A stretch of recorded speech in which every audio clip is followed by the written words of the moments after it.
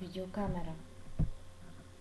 Видеокамерата е преносимо електронно устройство, предназначено за записване на видео, изображения и звук.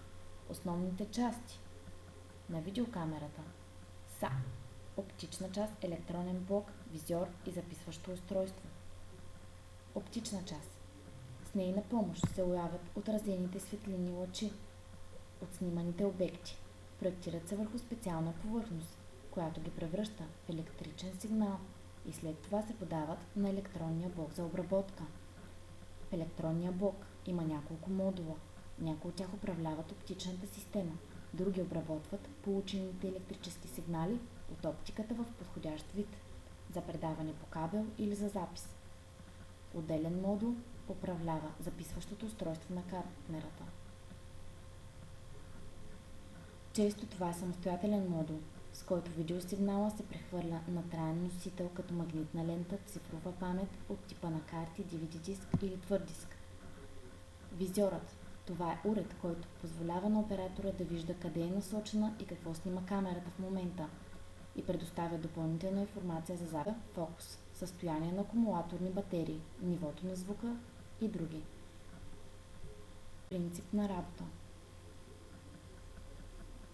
Обектът, който се заснема, отразява светлинния поток, фокусира се и през обектив постъпва върху светлочувствителен елемент. CCD матрица. Има за цел да преобразува светлинната енергия в поток от електрони. CCD матрицата представлява полупроводников елемент, състоящ се от множество фотоелементи, подредени в матрица по определен принцип, като всеки един от тях може да бъде адресиран по-отделно.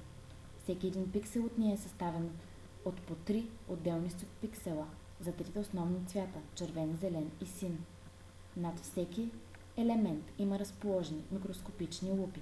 По този начин потокът от фотони се фокусира и се постига еднаква чувствителност по цялата площ на матрицата.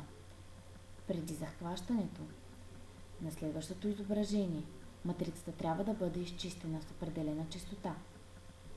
При конвертиране на заряда, клетките не възприемат цветове, а само интензивността на светлината, която достига до тях. Следователно светлината се разлага на трите основни цвята. Обикновено това се извършва посредством филтри, които блокират вълни с определени дължини. Информацията за интензитета и цвета на светлината се съхранява в аналогов вид. За да бъде обработена в последствие е необходимо да се преобразува в цифров вид. Това се осъществява посредством аналогово-цифров преобразовател.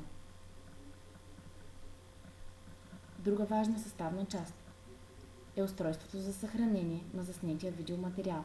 Това става върху магнитна лента, оптичен диск, твърд диск или флашка. При някои нови модели оптичния или твърдия диск са комбинирани с допълнителна карта за памет.